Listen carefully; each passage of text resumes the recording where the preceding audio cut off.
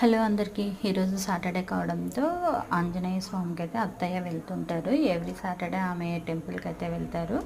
ఇక ఇంట్లోనూ అలాగే పెరట్లో తమలపాకులు అయితే చాలా ఎక్కువగా వచ్చేసాయన్నమాట. ఇవి ఇలాగే పెట్టడం వల్ల కూడా అవి చీలిపోతూ ఉంటాయి కదా, అందుకోసమే ఆంజనేయ స్వామికి ఎంతో ఇష్టమైన తమలపాకు మాల అయితే రెడీ చేసి పంపిద్దామనేసి అనుకున్నాను. అందుకే ఇలా అన్నీ మొత్తం చెట్లో ఉన్న ఆకులన్నీ కూడా కట్ చేసేసాను అనమాట. వీటన్నిటిని కూడా ఒక మాలగా కట్టేసి టెంపుల్కి అయితే పంపించాను. ఇక స్వామికి ఇవి అంటే చాలా ఇష్టం కదా తమలపాకులు అంటే, అందుకోసం ఇలా చేశాను అనమాట. ఓకే, ఈ వీడియో నచ్చితే తప్పకుండా లైక్ చేయండి.